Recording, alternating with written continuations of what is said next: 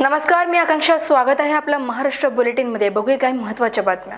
कोकणातील पर्यटन, मच्छीमार, कृषी क्षेत्रातील विविध मागण्यांसाठी विरोधात समृद्ध कोकण संघटना, स्वराज्य भूमी कोकण आंदोलन यांच्यातर्फे जिल्हाधिकारी कार्यालयासमोर सुरू असलेले आमरण उपोषण 6व्या दिवशी मागे घेण्यात आले आहे. त्यानंतर संतप्त झालेल्या आंदोलकांनी जयस्तंभ येथे रास्ता रोको करत स्वायत्त कोकण झाला पाहिजे अशा घोषणा दिल्या. त्यामुळे शहरातील वाहतूक काही काळ ठप्प झाली होती. संजय यादवराव बावा साळवी यांच्या प्रमुख नेतृत्वाखाली आंदोलन करण्यात आले आहे. शासनाने आमच्या मागण्या मान्य न केल्यास मुंबईसह कोकणात 25 जागांवर विधानसभेला समृद्ध कोकण संघटना उमेदवार उभे करणार असल्याची घोषणा संजय यादवराव यांनी यावेळी केली आहे. कोकण आज उद्ध्वस्त झालंय. गावं रिकामी झाली, शाळा बंद झाल्या, गावाच्या घरांना टाळी, सगळे चाकरमानी झाले आणि जमिनी विकण्याचा मुख्य धंदा कोकणामध्ये सुरू झाला. याचं कारण आहे सगळ्यात महत्त्वाचं माकडं. ही हजारो माकडं गावागावांमध्ये ना आंबा करू देत, ना शेती करू देत, ना केळी करू देत. आंबा बागायतीला लाख गुरक्या आणतात. त्याचं कारण माकडं आहेत. आंब्याचं सगळं प्रॉफिट शेतकऱ्यांचं माकडांना जातं आणि माझा शेतकरी उद्ध्वस्त झाला आहे. आज समुद्रामध्ये LED फिशिंग चालू आहे. छोटी छोटी पिल्लं पकडली जातात. बेशिस्तपणे काम केल्यामुळे आज हजारो वर्ष मच्छीमार जो मासे पकडतोय त्याला मासे मिळत नाहीत. मच्छीमार उद्ध्वस्त झाला आहे. त्या ठिकाणी 40% राज्याचं उत्पन्न कोकण देतं, पण कोकणाला गेल्या 77 वर्षात मदत केली नाही. 40% विकासाचा निधी कोकणाला मिळाला पाहिजे. पर्यटनासाठी 1000 कोटी, मच्छीमारांसाठी 1000 कोटी, आंबा काजू चिकू बागायतीसाठी 1000 कोटी. धरणं नकोत आम्हाला बंधारे हवेत. कोकणात काय करायचं हे आमचे तज्ज्ञ ठरवतील. त्याकरता स्वायत्त कोकण समितीची आम्ही स्थापना करतोय.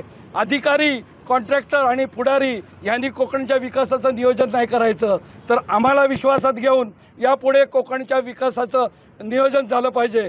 सुपारीला हमी भाव मिळाला पाहिजे, काजूबीला हमी भाव मिळाला पाहिजे. आंबा बागायतदारांची 500 कोटीची कर्जमाफी आहे. 30,000 कोटीची कर्जमाफी झाली, पण माझ्या आंबा बागायतदाराला एकदा पण कर्जमाफी दिली नाही.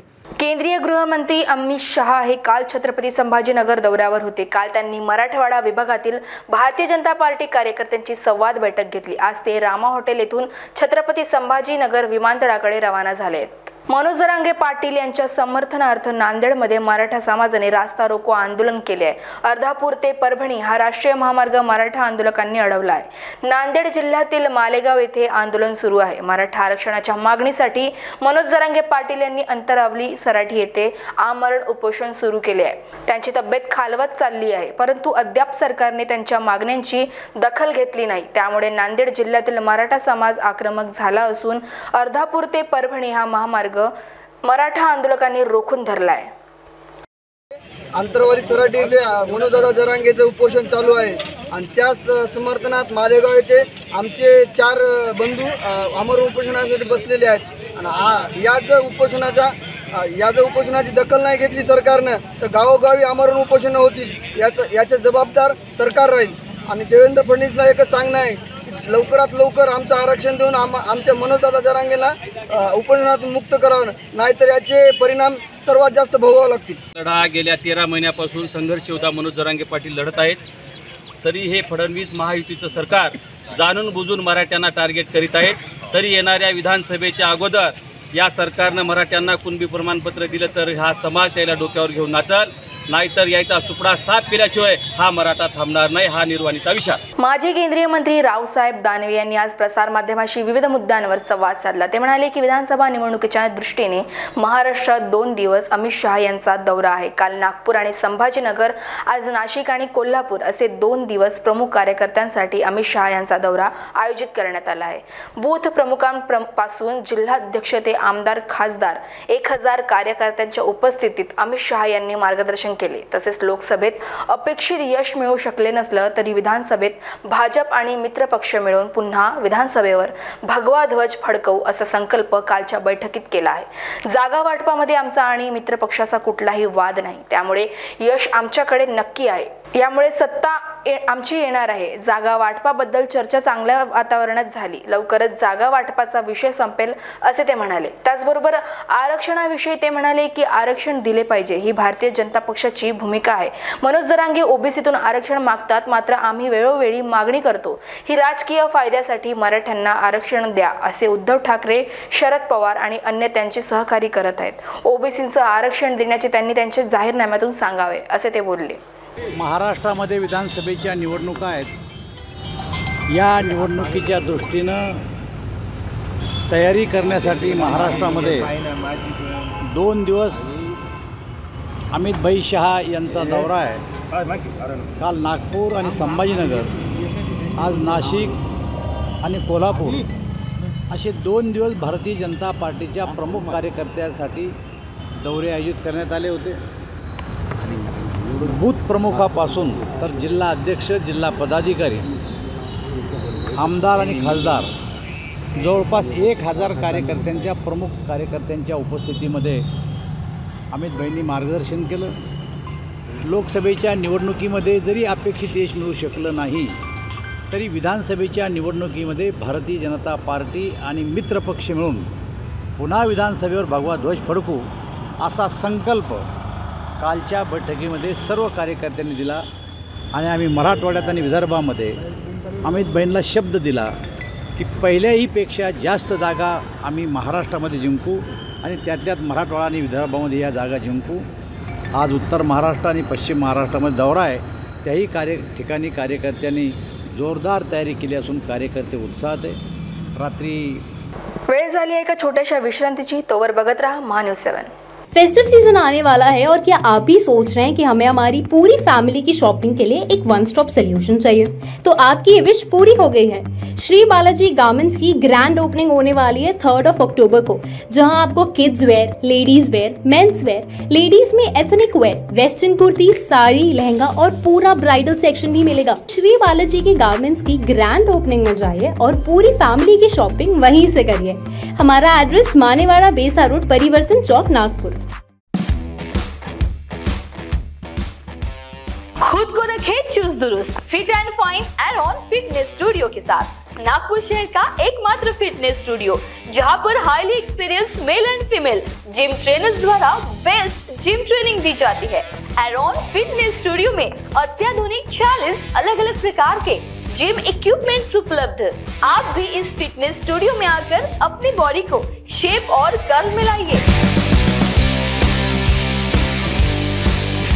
एरॉन फिटनेस स्टूडियो सुबह 6:30 बजे से रात 11 बजे तक ओपन रहता है. हमारा एड्रेस है plot number 231, Pisad layout, near Maharashtra school, Jaripatka, Nagpur. हमें संपर्क करें 7219889175 पर. विश्रांतीनंतर पुन्हा स्वागत. बघूया पुढील बातम्या. बाहेरील देशातून कांदा आयात केल्यामुळे कांद्याचे दर घसरणार असल्यामुळे आणि बाहेरील देशातून कांदा आयातीवरून स्वाभिमानी शेतकरी संघटना आक्रमक झाली आहे. केंद्र आणि राज्यातील मंत्र्यांच्या जे गाड्या नाशिक आणि नगर जिल्ह्यात फिरतील त्यांच्या गाड्यांवर कांदे फेकण्याचा इशारा स्वाभिमानी शेतकरी संघटनेचे प्रदेशाध्यक्ष संदीप जगताप यांनी यावेळी दिली. कालपासून अफगाणिस्तानचा कांदा भारतामध्ये यायला सुरुवात झालेली आहे. भारतातल्या शेतकऱ्यांचा लाल कांदा आता बाजारात यायला सुरुवात झाली. या वर्षीचा नवीन हंगाम सुरू झालेला आहे. या नवीन हंगामाच्या तोंडावरती बाहेरून कांदा आयात करायचा आणि भाव पाडायचे हे जे सरकारचं धोरण आहे हे या वर्षी कायम राहिलेलं आहे. असं वाटलं होतं की लोकसभेच्या निवडणुकीमध्ये कांदा उत्पादक शेतकऱ्यांनी जो रोष व्यक्त केला, कांदा उत्पादक शेतकऱ्यांनी यांच्या जे थोबाडात मारली, त्यातून या सरकारला काही अक्कल येईल असं वाटलं होतं. विधानसभेच्या निवडणुकीच्या तोंडावर तरी कांदा उत्पादक शेतकऱ्यांचा रोष हे सरकार अंगावर घेणार नाही असं वाटत होतं. परंतु सुंब जाळाला पण पीळ मात्र तसाच आहे, अशी परिस्थिती या सरकारची आहे. या निवडणुकीच्या तोंडावर तरी हा निर्णय होणे अपेक्षित नव्हतं, परंतु तसा झालाय. निश्चितपणे कांदा आयात केल्यामुळे शेतकऱ्यांचे भाव पडणार आहे.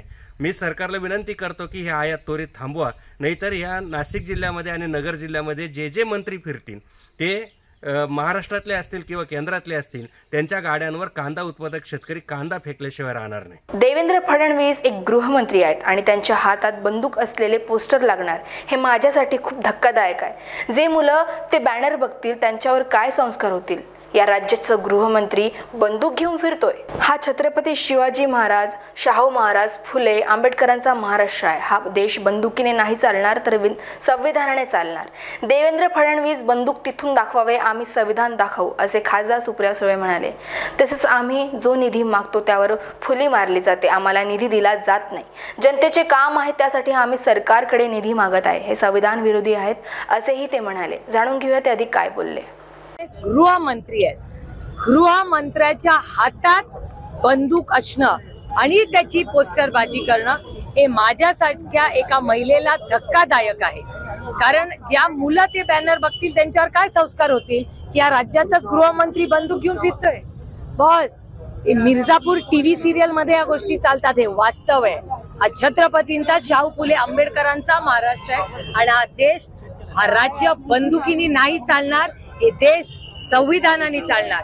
देवेंद्रजींनी बंदूक तिथून दाखवावी, आम्ही इथून संविधान दाखवू. वर्धा जिल्ह्यात प्राथमिक शिक्षक समन्वय समितीच्या नेतृत्वात विविध मागण्यांसाठी शिक्षकांचा भव्य आक्रोश मोर्चा काढण्यात आलाय. 15 मार्चचा शासन निर्णय रद्द करण्याच्या मागणीसाठी वर्धा शिक्षकांनी आक्रोश मोर्चा काढलाय. यावेळी काळ्या फिती लावून शिक्षकांना शिकवू द्या, विद्यार्थ्यांना शिकवू द्या म्हणत शिक्षकांनी सरकार विरोधात जोरदार घोषणाबाजी केली. या आक्रोश मोर्चामध्ये जिल्ह्यातील 2586 शिक्षकांचा सहभाग असून अजूनही विद्यार्थ्यांना गणवेश मिळाले नसल्याने शिक्षक आक्रमक झाले आहेत. तसेच वर्धातील बजाज चौकातून निघालेला मोर्चा जिल्हाधिकारी कार्यालयावर धडकणार आहे. धोरण असे आहे की 15 मार्च 2000चा शासन निर्णय, संच मान्यतेचा शासन निर्णय काढून घातक असा निर्णय घेतलेला आहे आणि ग्रामीण भागातल्या जिल्हा परिषदेच्या प्राथमिक शाळा, माध्यमिक शाळा, खाजगी प्राथमिक शाळा मोडकळीस आणण्याचं धोरण सरकारनं आखलेलं आहे.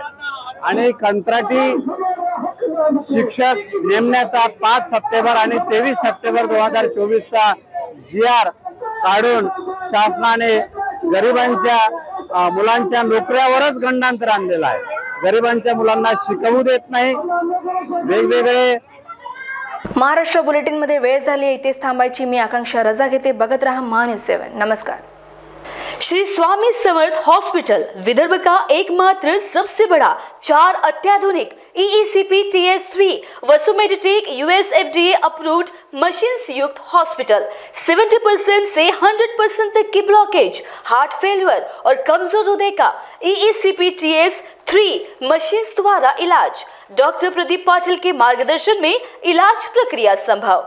एड्रेस त्रिमूर्ति नगर, गजानन महाराज मंदिर के पीछे, Nagpur. Website www.eecpssh.com. Contact number 7083493268 और 8390381479. अपने वेडिंग प्लान को बनाइए फन और एंटरटेनमेंट से भरा event Gangotri resorts and lawn के साथ, जहां आपको आपकी वेडिंग के लिए मिलेगी अट्रैक्टिव एंटरटेनमेंट और फन से भरी एक परफेक्ट लोकेशन. यहाँ आपको मिलेगा धमाकेदार पूल साइड पार्टी करने का मौका with water slider, boating paddle, baby pool, swimming pool and craziest rain dance with DJ. साथ ही यहाँ आपके गेस्ट के लिए उपलब्ध है डीलक्स रूम्स एंड हॉल्स और वेडिंग अरेंजमेंट्स के साथ साथ यह लॉन आपको मिलेगा शादियों के लिए वेल डेकोरेटेड. आज ही अपनी बुकिंग कंफर्म करें गंगोत्री रिजॉर्ट्स एंड लॉन के साथ.